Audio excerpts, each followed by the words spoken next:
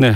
2021 P4G 서울 녹색미래 정상회의가 이틀 동안의 일정 마무리하고 어제 폐막했습니다. 세계 각국 정상, 국제기구 수장들이 모여서 기후위기의 심각성도 알리고 이것 좀 극복하기 위한 방안들, 서울 선언문 채택하기도 했는데요. P4G 정상회의, 이름이 좀 어렵긴 합니다만 이번 결과 어떤 내용들을 담았는지 또 의미는 무엇인지 좀 알아보겠습니다. 환경부의 홍정기 차관과 함께하겠습니다. 어서 오십시오. 예, 반갑습니다. 환경부 홍정기입니다. 지난 2월에 플라스틱 문제 때문에 저희 시사본부 나와주셨고. 그렇습니다. 예. 오랜만에 뵙습니다. 이번에 개최된 이 P4G 정상회의, 이게 어떤 회의였었어요, 이게? 예, P4G 하면은 아마 우리 애청자분들께서도 이게 눈치를 채실 것 같은데 G가 4개 있는 겁니다. 그린 그로스, 녹색 성장, 그리고 글로벌 고얼스 2030 국제 목표? 2030년. 그래서 녹색 성장과 2030년 국제 목표를 위한 연대라는 그런 뜻이고요. 여기는 주로 이제 개발도상국들이 녹색 성장하고 지속 가능한 발전을 잘 달성할 수 있도록 그 공공 부문하고 민간 부분이 서로 이렇게 협력을 해서 어떤 지원 프로젝트도 발굴하고 확산시키는 그런 국제적인 협의체라고 할 수 있겠습니다. 몽골 사막에서 바람이 불면 우리한테 미세먼지가 날라고 황사가 막 날라오잖아요. 이런 거 우리가 아무리 얘기를 해도 이게 쉽게 해결이 안 되는 것이고 전 지구적으로 문제가 발생을 했을 때 이걸 어느 한두 나라만의 문제로 해결할 수 있는 건 아니기 때문에 국제적인 다양한 사람들이 모여서 좀 지구를 살려보자. 기후를 좀 안정시켜보자. 이런 노력들이 담겨 있는 회의겠네요. 그러면. 예, 그렇습니다. 1차 회의가 지난 2018년 덴마크 코펜하겐에서 있었고 이번에 2차 회의를 우리가 맡게 됐는데 우리가 환경 분야에서는 좀 국제적으로 혼 많이 나야 되는 나라로 알고 있었는데 우리 위상이 지금 어때요? 예, 그래도 우리나라가 이제 국제사회에서 빠른 경제 성장을 이룬 경험을 바탕으로 해서 기후환경 분야에서도 보다 적극적인 역할을 해주기를 국제사회가 기대를 하고 있고요. 잘 아시는 것처럼 작년 7월에 디지털 뉴딜, 그린 뉴딜, 한국판 뉴딜을 발표하고 추진을 해왔고 그랬죠. 또 작년 10월에는 탄소 중립을 우리나라의 어떤 국가 전략으로 발표하고 탄소 중립을 달성하겠다는 것을 국제사회에 약속을 한 바가 있습니다. 또 한편으로 금년 4월에 얼마 전에 이제 그 세계 기후 정상회의가 미국을 중심으로 해서 열렸습니다. 거기에서도 우리나라는 앞으로 해외의 신규 석탄 발전에 대한 어떤 이 금융 지원을 중단하겠다. 이런 거를 선언을 했고 또 2030년에 국가 온실가스 감축 목표도 금년 중에 상향된 목표를 국제사회에 제시하겠다. 이런 그 발표들을 통해서 기후 위기에 대응하는 그 어떤 강화된 그 행동 의지를 국제사회에 보여주었고요. 이거와 연계해서 지난 5월에 한미 정상회담에서도 NDC 상향 목표치를 금년 11월에 26차 그 기후변화 당사국 총회에서 제시하겠다는 그런 것들을 발표한 바가 있습니다. 그래서 이번 P4G 정상회의를 통해서 우리나라의 이런 그 기후 환경 분야의 글로벌 리더십을 국제사회에 알리고 보여주고 또 개도국에 대한 녹색 성장의 모델 국가가 될 것으로 저희들은 기대를 하고 있습니다. 몇 년 전만 해도 우리가 국제사회에서 기후악당이다 뭐 이렇게 불리기도 했었는데 이제는 좀 상황이 많이 바뀌었고 또 우리도 노력을 해서 이렇게 P4G 회의 같은 것들을 세계에서 두 번째 열고 있다는 건 좀 의미가 있는 거네요.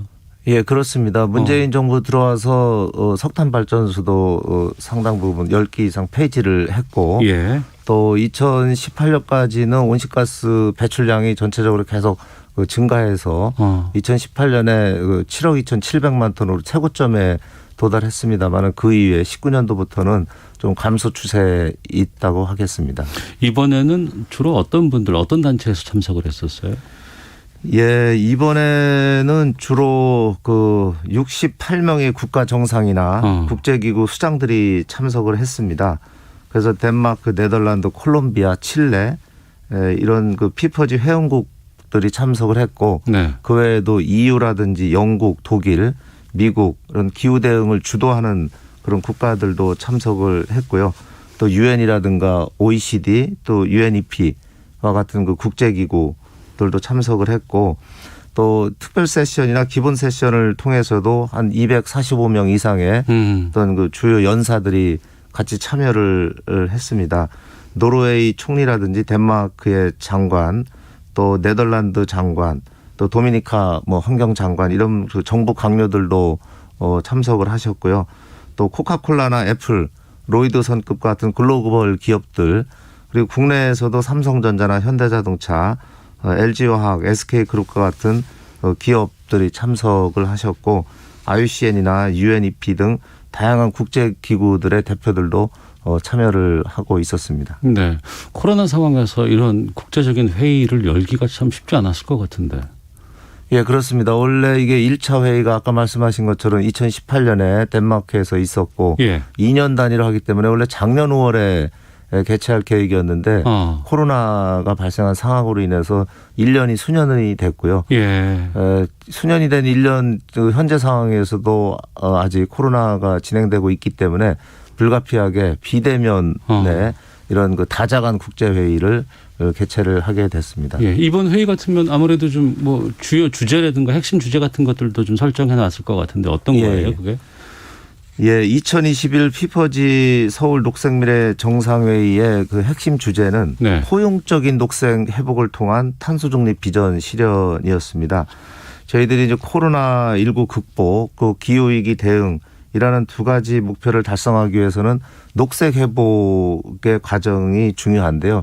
이런 녹색 회복의 과정은 개발도상국이나 사회적인 취약계층, 미래 세대를 다 포괄한다는 의미에서의 어떤 포용적인 접근이 돼야 된다는 의미이고요. 그래서 정상 세션에서 이제 세 가지 주제로 진행이 됐습니다. 첫째가 이제 코로나19로부터의 포용적인 녹색 회복, 그리고 두 번째는 2050 탄소 중립을 향한 국제사회의 어떤 공동 대응, 그리고 세 번째가 기후 행동을 강화하고 민간의 협력을 확산하기 위한 노력, 이 세 가지 분야로 진행이 됐습니다. 네, 민간의 협력 말씀해 주셨습니다만 솔직히 기업 입장에서는 이런 환경을 지키고 되살리고 하기 위해서는 돈이 많이 들어가고 시설비도 많이 들어가는 부분이라서 좀 꺼려할 수도 있을 것 같은데 그러진 않았습니까? 예, 이번 그 피퍼지 정상회의에는 특히 그 5월 24일부터 해가지고 이제 특별 세션이 있었고요. 거기에 이제 그 비즈니스 포럼 분도 있었습니다. 그쪽 그 분야라든지 여러 에너지 분야라든지 이런 분야에 이제 기업들도 많이 참여를 했고 탄소 중립, 온실가스 감축, 기후 위기 대응은 뭐 우리나라만의 문제가 아니라 전 세계가 참여하고 주도해 나가고 있는 문제이기 때문에 이게 기업들의 입장에서도 우리나라가 또 수출 비중이 많은 그런 그 산업 특성을 갖고 있기 때문에 그러니까 이거를 하지 않으면은 다른 나라에서 그 기업들의 제품 같은 것들 사기가 쉽지 않은 거 아니에요, 이제는? 그렇습니다. 이제 탄소 배출이 많이 배출되는 그런 어떤 제품이라든가 이런 것들을 수출하는 데 상당한 앞으로 장애 요인들이 발생될 수 있기 때문에 기업들이 먼저 아리백이라든지 뭐 재생에너지를 100% 쓴다든지 이런 다양한 형태 또 ESG 경영을 통해서 이런 국제 흐름에 적극적으로 대응하는 노력들을 하고 있고요.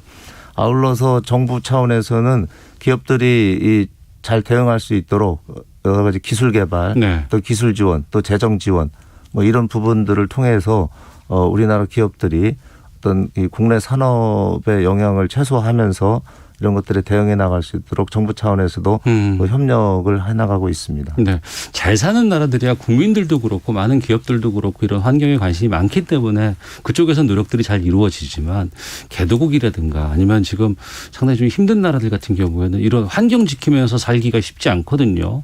그렇기 때문에 국제기구라든가 아니면 이런 정상들이 모여서 회의체에서 어떤 도움이라든가 이런 것들이 필요할 것 같은데 이번 토론에서 그런 것들이 꽤 많이 나왔다면서요. 예, 그렇습니다. 이번 그 정상 토론 세션에서도 주로 나온 얘기들이 먼저 재생에너지라든지 온실가스 감축이라든지 이런 것 생물 다양성이라든지 이런 논의들이 있었습니다만 그 과정에서 선진국들이 주도적인 역할을 하고 특히 개도국에 대해서 어떤 기술적인 지원 또 재정적인 지원 이런 거를 통해서 선진국과 개도국이 이런 문제를 같이 해결해 나갈 수 있는 네.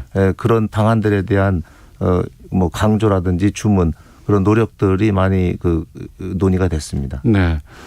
그 회의를 제가 중계로 봤거든요. 예. 보통 정상회의 같은 거는 좀 재미없어서 잘 눈길이 안 가게 되는데 이번에 보니까 뭐 증강현실 뭐 AI 이런 거 통해서 막 대통령이 얘기하는데 막 나비가 날아다니고 막 이런 거 봤어요. 차관께서 보시기에는 이번 회의에서 좀 이건 좀 재밌게 봤다 아니면 좀 특징적이었던 거 어떤 거 말씀하시겠습니까? 예, 저희들이 뭐 P4G 정상회의 개막하는 과정 또 폐막하는 과정에서도 우리나라의 어떤 이 IT 기술 네네. 이런 것들을 접목해서 특히 이번에 이제 비대면으로 이루어지기 때문에 네. 보다 이게 생동감 있게 그런 것들을 표출하려고 많은 노력들을 했었고요. 예. 그런 과정에서 어떤 살아있는 동물들의 모습 또 우리나라의 그 산림의 모습 네. 우리나라가 산림 녹화가 또 대표적으로 성공한 나라기 때문에 그런 네. 것들을 이제 국제적으로 알리기 위한 그런 다양한 이미지 표출들도 있었습니다. 그 대통령 연설할 때 나왔던 그 동물 있잖아요. 그 노루예요, 사슴이에요, 아니면 고라니예요, 그게? 그게 아마 멸종위기종 그 사양노루인가 뭐 그런 걸로 그래요? 알고 있습니다. 예. 그래서 전 입 주변에 뭐가 나와 있길래 예. 저게 고라니인가 그랬는데 사양노루였군요. 예, 제가 뭐 듣기로는 그렇게 알고 있습니다. 알겠습니다. 이번 회의 결과물로 서울선언문 채택됐습니다. 이 서울선언문에서는 어떤 내용 담고 있고 또 이 선언으로 어떤 효과 기대할 수 있을까요? 예, 잘 아시는 것처럼 어제 이제 정상회의가 폐막하면서 서울선언문이 채택이 됐습니다. 여기에서는 크게 이제 세 가지가 내용을 담고 있는데요. 먼저 기후 위기를 극복하기 위해서 국제사회의 노력, 네. 그리고 코로나19로부터의 어떤 포용적인 녹색 회복의 필요성, 또 탄소 중립 달성에 있어서는 혁신적인 그 녹색 기술의 발전과 확산의 중요성, 네. 이런 것들이 강조가 됐고요. 네. 두 번째는 파리협정 이행의 올해가 이제 첫 원년이라고 할 수 있습니다. 그래서 파리협정 이행 그리고 지속가능한 발전 목표를 달성하기 위한 전 분야별 어떤 노력, 예를 들면 물, 네. 또 순환경제, 도시, 에너지, 식량, 농업 이런 P4G의 5개 주요 분야하고 그 외에 어떤 녹색금융. 네. 그래서 이제 녹색금융에 대한 그 중요성이 많이 얘기가 되고 있는데요. 그 녹색금융의 필요성, 또 이런 과정에 있어서는 지방자치단체의 역할이 상당히 중요합니다. 그래서 지방자치단체의 역할이 강조가 됐고 또 이 국제적으로 문제가 되고 있는 해양 플라스틱의 어떤 이 심각성, 이 문제 해결의 어떤 국제적인 연대 필요성 이런 것들이 담아졌고요. 세 번째는 뭐 시민사회라든지 기업 또 미래 세대와의 소통이 강화되는 것이 중요하다. 그래서 그리고 기업의 어떤 ESG 가치에 대한 필요성 또 기후행동 참여에 있어서의 시민사회의 어떤 역할 그리고 미래 세대에 대한 존중 이런 것들이 그 서울선언문에 담겨졌습니다. 네. 그 해양 플라스틱 얘기하셨습니다만 최근에 해양 오염에 대해서는 우리 국민들도 상당히 많은 관심을 갖고 있거든요. 이 부분이 좀 어떤 좀 중요성들 같은 것 아니면 어떤 참여를 좀 유도하는 배경 같은 것들도 좀 생각을 하고 하셨을 것 같은데 거기에 대해서 말씀 좀 해 주시죠. 예, 잘 아시는 것처럼 해양 오염은 뭐 그냥 갑자기 바다에서 생긴 것이 아니고 대부분이 이제 우리 육지에서 인간의 활동에 의해서 기인한 것이고 그로 인한 피해는 단지 그 해양 생태계에만 미치는 것이 아니라 결국은 그게 다시 우리 인류의 인간의 몸에도 다시 축적돼서 인간에게 그 피해가 고스란히 되돌아오는 그런 특징을 가지고 있습니다. 그래서 대통령께서도 이번에 말씀하신 것처럼 우리나라 또 국민들이 수산물 소비량이 세계 1위입니다. 그럼요. 이럴 정도로 우리 바다와의 연관성은 아주 크기 때문에 해양 오염은 우리 국민들이 어떤 건강상의 영향 이런 것들도 크기 때문에 우리가 시급히 해결해야 될 문제다. 그리고 해양 쓰레기라는 게 바다를 해류를 따라서 이동을 하기 때문에 국경도 없습니다. 그래서 여기에는 국제적인 대응과 협력이 필요하다. 이런 차원에서 저희 대한민국에서 해양 쓰레기의 문제를 제기를 했고 이 부분에 어떤 국제적인 연대 이런 것들을 선언문에 담게 됐습니다. 네. 선언문 말고도 아니면 그 외에도 좀 이번 회의 통해서 얻을 수 있었던 성과 같은 것들은 또 어떤 걸 말씀하실까요? 예, 저희들이 피퍼지 정상회의 외에 특별 세션이나 기본 세션을 준비하면서 네네. 또 지방자치단체의 역할이 중요하기 때문에 어떤 지방자치단체의 특별 세션을 통해서 우리나라의 광역기초지자체 243개 지자체장들이 다 같이 참여해서 탄소 중립을 선언을 했습니다. 아마 이거는 세계적으로도 처음이라고 할 수가 있겠고요. 네.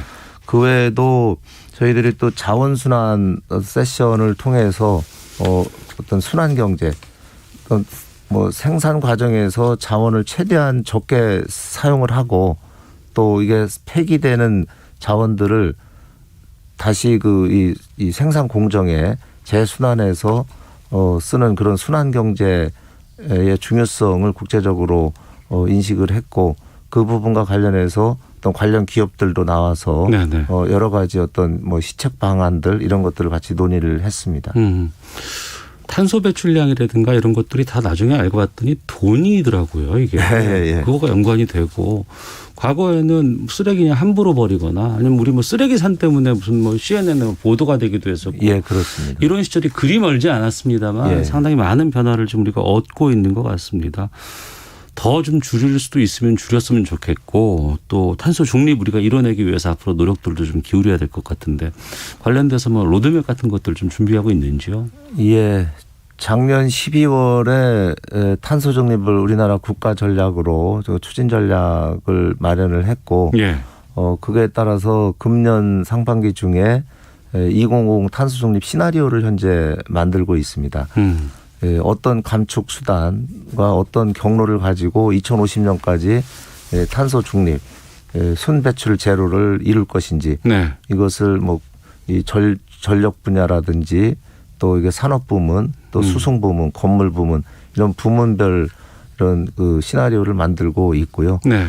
그거하고 연계해서 저희들이 2030년에 온실가스 감축 목표를 현재 2017년 배출량 대비 24.4%를 감축하겠다고 국제사회에 약속을 했는데 네. 그것을 금년 중에 다시 더 강화하기로 지금 돼 있습니다. 그래서 2050 탄소중립 시나리오하고 연계해서 2030년에 어떤 중간 목표죠. 네. 이것을 좀 더 강화된 목표를 지금 작업을 하고 있고 그것을 금년 10월에는 이제 이 대외적으로 공개하고 11월에 개최되는 26차 기후변화 당사국 총회에 네. 제출을 할 계획으로 있습니다. 예. 기성세대 어르신들이 들으실 때는 2030년, 2050년 그러면 참 먼 얘기인데 뭐 이렇게 생각하실 수도 있겠습니다만 지금 이 코로나 상황에서 마스크 쓰고 놀 수밖에 없는 아이들의 입장에서는 그 시기가 그리 먼 시기가 아니잖아요. 예, 그렇습니다. 그만큼 지금부터 준비를 해야 되고 대비를 해야 되는 상황인데 그 환경부 역할이 좀 중요할 것 같습니다. 근데 그 먼 얘기라서 좀 지금 당장 일하고 이렇게 업무하실 때는 좀 성과가 바로 드러나는 건 아니라서 좀 어려움도 좀 있을 것 같은데 어떻습니까? 예, 물론 이 뭐 국제사회의 다양한 노력들이고 또 2030년, 2050년 우리가 달성하기 위한 목표들을 정하고 그것들을 네. 이행하기 위한 수단들을 만들어가는 과정인데요. 이런 것들을 안정적으로 어떤 법적으로 뒷받침하기 위해서 저희 환경부가 지금 국회하고 논의를 하고 있습니다. 국회에서 그래 이런 탄소 중립 이행과 관련된 어떤 이 정부 차원의 국회 차원의 어떤 법적 기반을 마련하기 위한 그 어떤 법 제정 네. 이런 부분들을 현재 논의를 하고 있고요. 잘 아시는 것처럼 피퍼지 정상회의 개최 전날인 5월 29일에 탄소중립위원회가 우선 그 발족을 했습니다. 네. 이제 대통령령을 근거해서 발족을 했는데 아마 이제 법이 제정이 되면 보다 안정적인 그런 법적 기반을 가질 수 있을 것으로 보고 있고요. 그 외에도 이번에 또 저희가 이제 28차 기후변화 당사국 총회가 23년에 개최되는데 네. 그 23년에 개최되는 그 캅 그 28이라고 하는데 이것을 저희 우리나라가 이제 개최 의사를 표명을 했습니다. 그래서 예. 이거와 관련돼서 이제 앞으로 유치하기 위한 활동도 이제 환경부가 뭐 외교부나 관련 부처들하고 협력해서 주도적으로 해야 될 것 같고요. 예. 그 외에도 지금 아까 말씀드린 온실가스 2050 탄소 중립 시나리오 또 2030년 온실가스 감축 목표 이걸 설정하기 위한 작업들을 환경부하고 관련 부처들이 현재 진행을 하고 있습니다. 그 외에도 어떤 재생에너지 확대라든지 또 네. 무공해차, 전기차, 수소차 보급, 또 녹색 산업에 대한 지원 이런 다양한 분야의 노력들을 해나가고 있습니다. 알겠습니다. 자, P4G 정상회의 성과 좀 짚어봤습니다. 지금까지 환경부의 홍정기 차관과 함께했습니다. 오늘 말씀 고맙습니다. 예, 감사합니다. 예.